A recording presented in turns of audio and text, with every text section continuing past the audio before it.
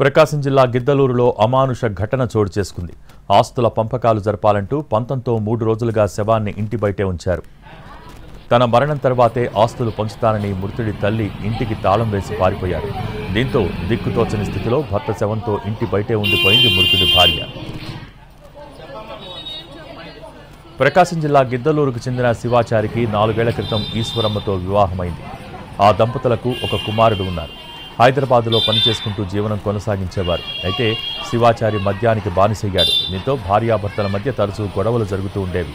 ఈ క్రమంలోనే శివాచారి ఈ నెల 7న హైదరాబాద్లో బిల్డింగ్ పై నుంచి దూకి ఆత్మహత్య చేసుకున్నాడు.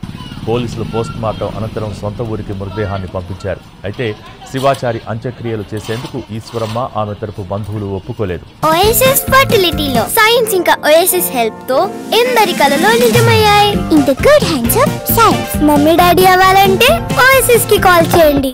ఆస్తిలో తన వాటా తేల్చాలంటూ శివాచారి తల్లిని నిలదీశారు. ఆమెకు ఒక కూతురు, మరో కుమారుడు ఉన్నారు. తమకు కాకుండా వారికే ఇచ్చేందుకు మొగ్గు చూపుతోందని ఈశ్వరమ్మ ఆరోపిస్తున్నారు. తన భర్తకు వచ్చే ఆస్తి వాటాను తనకు ఇవ్వాలని పట్టుబట్టింది. దీంతో 3 రోజులుగా మృతదేహం ఇంటి బయటే ఉంది. కొడుకు మృతదేహం ఇంటి ముందే ఉన్నా పట్టించుకోకుండా తల్లి వెళ్లిపోయింది.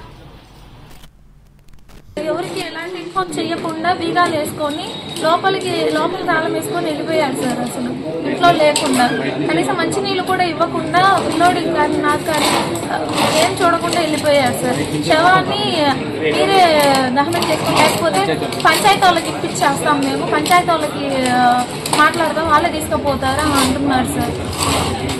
ఎటువంటి దారుణమైన పరిస్థితి నా భర్తకి. చనిపోయినా కూడా తనకి ఎటువంటి దహన సంస్కారాలు కూడా జరగట్లేదు.